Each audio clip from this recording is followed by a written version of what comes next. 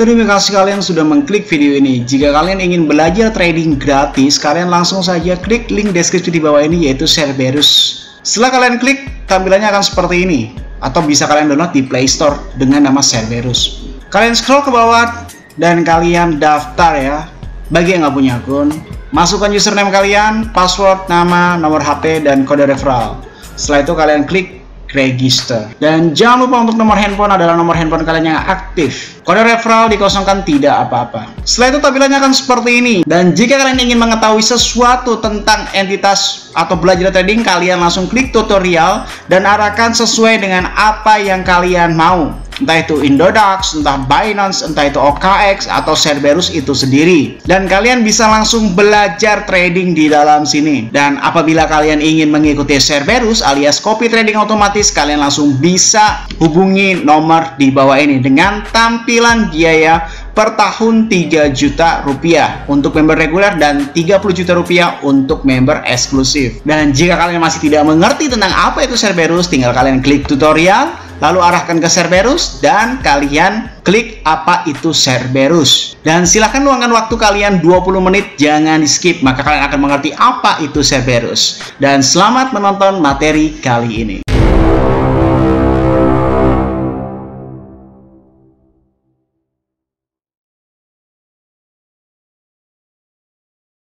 Salam traders, balik lagi sama saya Andi Firmansyah di channel ESG.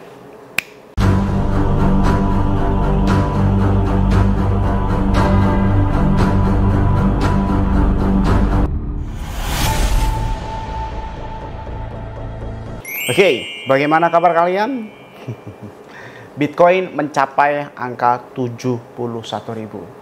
Kalau misalkan kalian cek ya, atau kalian itu lihat video live saya kemarin, itu lebih tepatnya di kata-kata ini. Mungkin kalau saya cenderung ya, Bitcoin ini akan retest ke 70.000, setelah itu akan dump besar-besaran hingga di bawah 50.000. Keyakinan saya seperti itu. Kalau kalian percaya atau tidak, ya silahkan, itu perspektif masing-masing.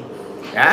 Sekali lagi menurut saya Bitcoin akan retest ke 70.000 ke kepala 7, baik 71, 72, 73. Setelah itu akan dump sampai di bawah 50.000. Di situ saya sudah bilang bahwasanya saya memberi clue Bitcoin akan retest ke angka 70.000 alias kepala 71 hingga kepala 73.000 dan akan kembali dump atau akan kembali koreksi. Bagaimana kelanjutannya? Mari kita langsung coba analisis di Bitcoinnya. Oke, ketika kita melihat sekarang time frame 1 jam ini, time frame ini sangat naik ya, overbought sampai ke hampir 72.000. Kalau kita lihat pakai time frame 1 hari, ini sedang retest ya. Nih ini sedang titik support retest, dan jika reversal maka akan back to kepala 61.000 atau bahkan menyentuh 50.000. Terus analisis Bang Andi bagaimana? Akan menyentuh kepala 60.000 ke bawah ya. Tapi ini kan time frame 1 hari. Butuh kurang lebih setidak-tidaknya sekitar 1 hingga 2 minggu untuk back to kepala 60.000. Alias hampir menyentuh kepala 50.000 ya. Tapi kalau misalkan dalam beberapa hari ini harusnya open posisi short. Coba kita bandingkan terhadap time frame yang diperkecil lagi. Nah ini ya, ini benar-benar sedang titik support, hati-hati. Jika ini sudah reversal, ini sudah 3 kali. 1, 2, 3, 4, biasanya langsung akan back to ke area sekitar 40.000. Mari coba kita cek fundamentalnya. Di dalam fundamental CoinGlass, Bitcoin dominansinya ini plus, harusnya Bitcoin naik. US Dollar Index plus, harusnya Bitcoin turun.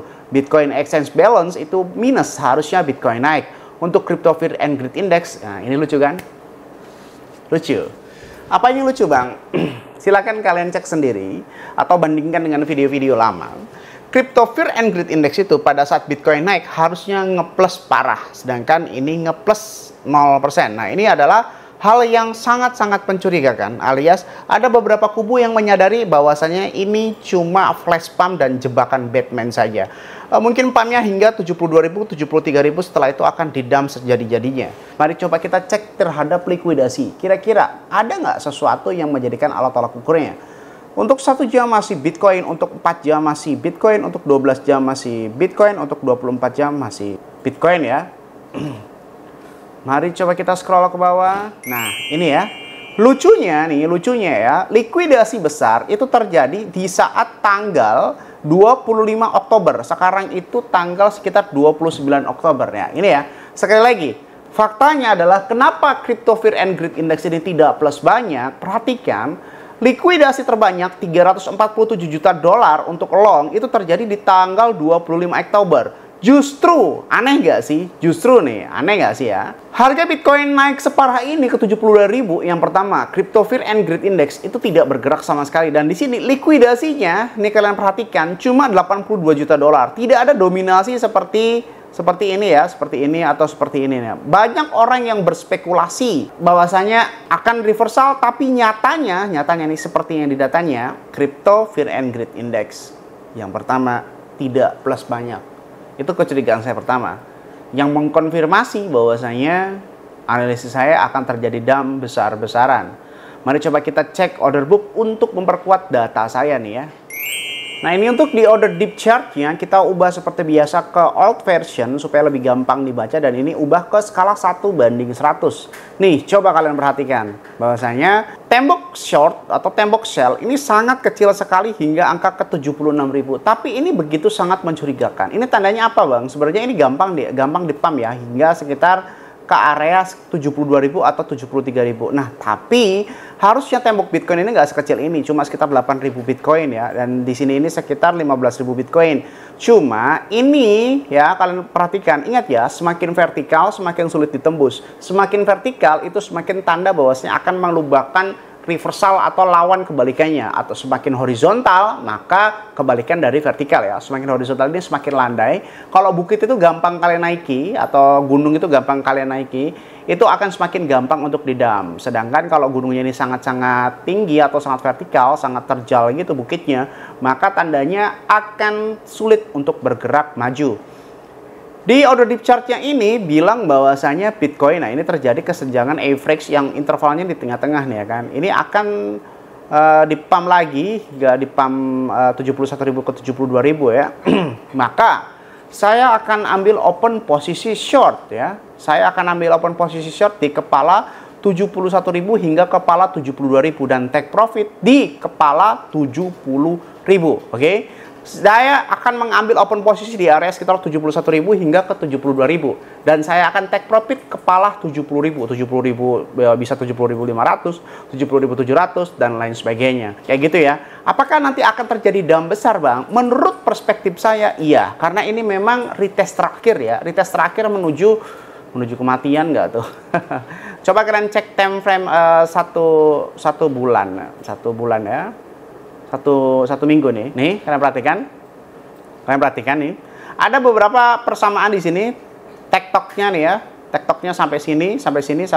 Nah, setelah itu ini juga reversal 1, reversal 2, ini juga reversal 1, reversal 2. Nah, setelah itu bisa jadi akan back to ke kepala sekitar support 40.000 atau bahkan support ke 20.000. Terserah kalian mau bilang AIUEO, gue nggak peduli ya, gue nggak peduli. Intinya saya hanya memperingatkan kalian, janganlah terlalu berharap terhadap sebuah ATM. Bagus Bitcoin naik, ya memang saya percaya Bitcoin itu akan naik, saya percaya. Tapi kalian harus juga bisa mempertimbangkan sebuah perspektif lain. Coba kalian cek di dalam CoinGlass-nya ini loh, bayangin. Crypto Fear and Greed Index itu tidak naik sama sekali, gimana nggak serem coba ya kan? Padahal harusnya pada saat Bitcoin naik, Crypto Fear and Greed Index ini harusnya nambah, plus banyak banget. Apalagi notabene Bitcoin ini naik loh dari sekitar area 60.000 hingga ke 71.000 atau bahkan mendekati 70.000. Ini harusnya naik ya, ya kan? Dan untuk Bitcoin dominance ini terus naik ya, hingga ke 59,69%. Nah, ini pertandanya apa?